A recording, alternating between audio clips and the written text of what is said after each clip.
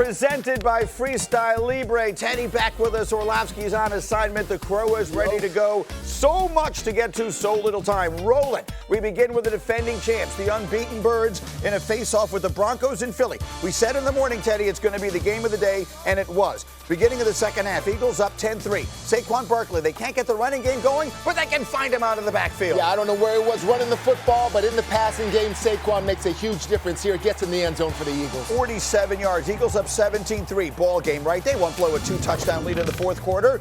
And then Broncos have scored. They've made it 17-10. And then look at this play, Rex, from Bo Nix for Evan Ingram. Yeah, absolutely crazy here. The kid's got so much poise and confidence. And then what is Sean Payton going to do? He's going to go for the 2. What do we say? D-Wood? Crazy. Well, how do we describe this decision? Hey, that big kahunas, baby. That's Troy Franklin. Never a doubt. You'll hear them say afterwards they didn't even consider kicking the extra point. Broncos up 18-17, but a lot of game left. The Broncos have a 3rd and 2 at the Eagle 29.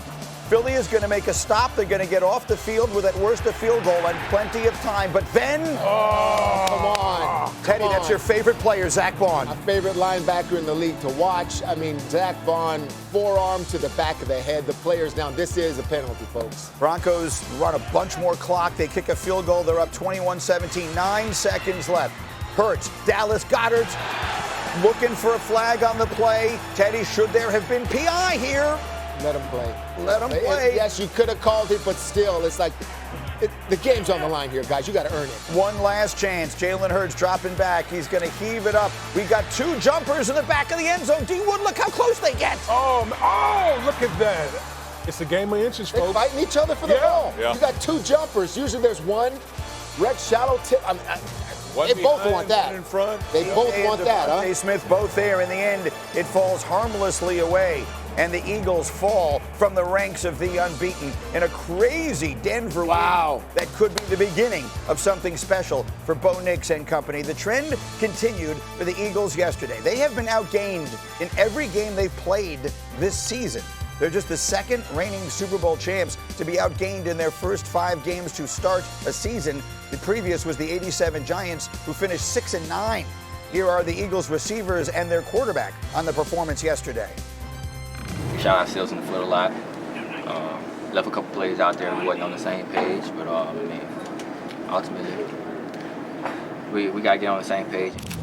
The inconsistency showed up again, and we got to play 4 quarters, and we have to, stop putting a lot of pressure on our defense because they're playing really good, but we just got to pull our end. Certain things don't get you until they get you. So we got to go back and really learn from this. Take ownership for the things that we can control. Okay, Wood, the question comes to my mind, have the defending champs lost their identity? Greeny, you can't lose something you never had. You cannot lose something that you never had. The Philadelphia Eagles never had an identity this year. They can't run the ball well. They can't sustain blocks up front. Okay, we heard the constant chattering from the wide receivers about the passing game, lack of targets, the lack of what they're doing. Quite honestly, they're not doing anything well offensively. And listen, they're right. They are letting down their defense. Their defense is playing winning football. They're playing championship style of football. But there is no consistency whatsoever in any aspect of the Philadelphia Eagles offense. And in particular, and the sound was a little muffled, but you could hear Devontae Smith saying we're not on the same page on offense. When you hear that, Rex, as a coach, what does it say to you? It's coaching. That's what it tells me. They have no confidence in the coaching, and they shouldn't. All right, this is a new offensive coordinator, okay, guy that's probably never called plays, or sure doesn't appear to when I watch him, because there's no rhythm to the dang offense.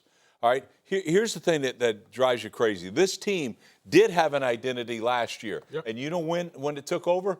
When they started saying instead of fly, Eagles fly, I used to say run, Eagles run. Right. That was their identity. About was it, Rick. 60% of the time they ran the football.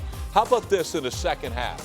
All right, by the way, when you're ahead in this game, 24 offensive plays, 23 drop-back plays, 23 drop-back passes. Against, by the way, a team that you need to run the ball against. The thing they do best is rush the passer. all right, and play tight coverage. What the hell are you doing? There's no rhyme or reason. And so when they talk about we're not on the same page, you know the page we're not on? Like, this guy has no clue. And I'm going to tell you what happened. It reminded me of a couple of years ago. Remember they imploded? Yes. Because they had no confidence on the other side of the ball in the defensive staff. And they imploded. They couldn't beat anybody after they lost like 9 games. They were 10-1, and then the entire season they got went destroyed. completely This down thing the could drain. happen again. But on the other side, Sirianni's got to take over. He's got to take over and say, no, we are run football team first.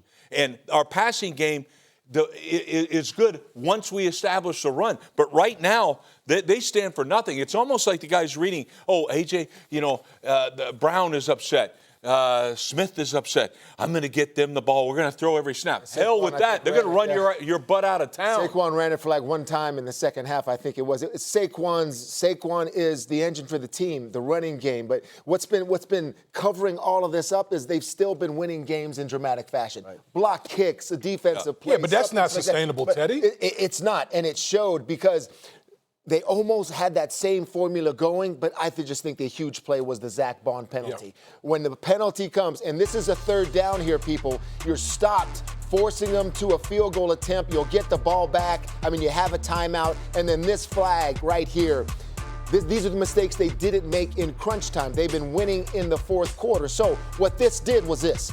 Now you have to win this game with Jalen Hurts throwing the football to win the football game, and you played right into the Denver Broncos' hands because they've got Nick Bonito, who's a star, who had 2.5 sacks. Cooper can rush the passer. Allen's a superstar, and you got great DBs back there, so they couldn't get it done. And that way, the Denver Broncos put them right where they want them. If you were watching Sunday Countdown yesterday morning, Tedy did a breakdown and said exactly this. If the Eagles let Nick Bonito be the difference in this game, he will do it, and that's how it turns out. Schefter. They've been flirting with this all along, and I know we've talked about how clutch they've been, but they easily could have lost to the Dallas Cowboys on opening day. They easily could have lost to the Chiefs in Kansas City the next week. They should have lost to the Rams the next week. They survived in Tampa, and it finally caught up to them against Denver.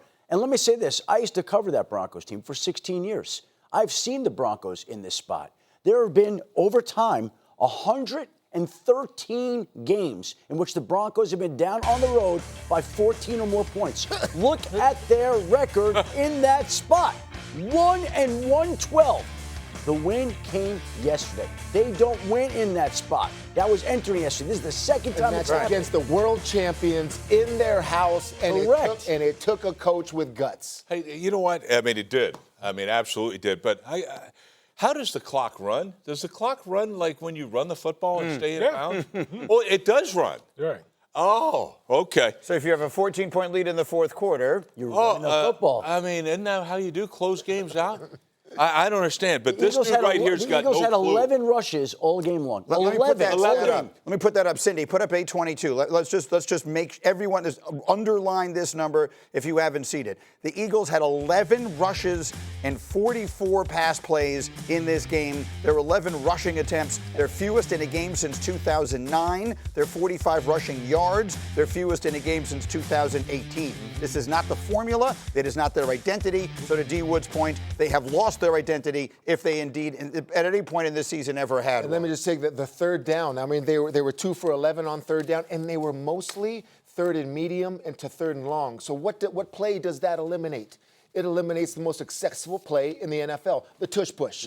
Didn't see it last week because the Broncos did so well in keeping them out of third and short and fourth and short situations. In the Bills and the Patriots on Sunday night, a whiteout in Buffalo last night. Drake Maye and Josh Allen, what a game. Third quarter, Patriots down 10-6. What a return to Buffalo for Stephon Diggs. Looks so great seeing Drake Maye escape the pocket out to his right. Stephon Diggs, a little payback on the night, had a huge game. I see you, Stephon. And that puts them in a first and goal. Very next play, D. Wood, Ramondre Stevenson had another fumble early, but they stayed with him. That's right. Mike Vrabel had to come back to him, gave him that confidence. He redeemed himself. Patriots take the lead, and then it is Allen, and he's back, and he's looking, and he's picked. by Marcus Jones, undercutting the route. That's not a giveaway. That's a takeaway. Over-the-top safety help undercuts the in cut. What does Marcus Jones have more to do? Special teams, defense. This guy's all over the place for us, Schefter. Fourth quarter, 2nd and 11. We mentioned Stephon Diggs. He had 10 catches for 146 yards. Look at the burst he still has there. And then it is going to be Stevenson Rex taking it in untouched. Untouched. Look at that blocking. I mean, give credit to Vrabel for keeping that guy in there, but I could have made that run. Patriots up 20-10, but Buffalo coming back. 1st and goal. It's Allen. It's Keon Coleman. They're within 3. Allen's 2nd touchdown of the game. Come on, 5 Bill. minutes to play. After a Patriots punt. 3rd and 6. Allen, Coleman, contested catch. Holding the field goal. Look at him go up and get this ball. Puts them in good range. They kick a field goal, tie it at 20. So then comes the signature play of the young career of Drake Maye. Tied at 20, 2 minutes to play. Tedy, how does he do this? These are the ones you say, I don't know. I mean, this isn't coaching. This is anything. This is the player in a moment in the fourth quarter when we need it. He's getting dragged down by the throat. Stays alive, Brex. Delivers it to Stephon Diggs, gets little yards after the catch, and this next one, I'll take it from here, Green. Go. This next one, oh my gosh, right in cover 2, over the corner, in front of the safety. That throw right there, I think we got something.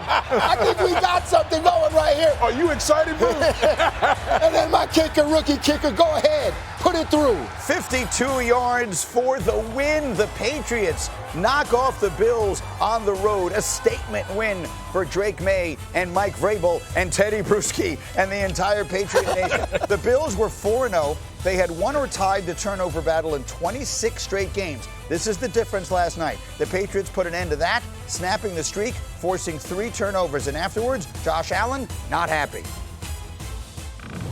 Not going to win a football game turning the ball over 3 times in our red zone. Gave them one in their red zone.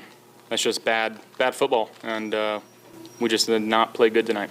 We shouldn't have even been in it with 3 turnovers. So that's again, that's just piss poor offense. Okay, so he's frustrated. D. Wood, what do we say about the Bills on this morning after they what? No, Greenie. This isn't about the Bills. This is about the Patriots. The Patriots said, we're back! Yes, God. Yes, and everything, fellas, everything I wanted to see going into this year, it came to fruition last night. The defense made plays to hold them to that field goal. Christian Gonzalez, the cornerback who's healthy, made a couple big plays. Marcus Jones, watching the left side of the offensive line and those 2 rookies and Wilson, all right, and Campbell play so well. And then Drake Maye. A lot of great things said about him, but until you show it, all right, in a position like this against one of the best teams in the league in the fourth quarter, he does it here with these 2 throws. Rex, I mean, we've talked about how we like this kid, but it's like when the situations come up, this throw here, Rex, versus cover 2, Drake Maye came to play. Okay, he came to play. He made these 2 plays. The Patriots are adopting Mike Vrabel's attitude, his culture. This was a season-defining win for them last night. Look, the most impressive thing wasn't Drake Maye to me. It was Mike Vrabel. This football team, look at the difference he's already had on this football team. Yeah. I mean, it's night and day. Night and day. They actually play defense now. All right? They got rookies all over the damn place. The whole left side of the line's rookies. You got to be killing them. Well, not so much. All right? I'm telling you, the difference, it's him. It's him. And now you see it. I hate it. God, dog, I hate it. I want to see the Patriots down. Well, listen, if they have the coach that you're saying, yeah, and they have the quarterback you're saying, and you have the head coach and quarterback together, and you go into Buffalo, and you beat the best team in your division and the best team in the conference and keep the 1972 Miami Dolphins standing alone as an unbeaten team with no more unbeatens in the NFL.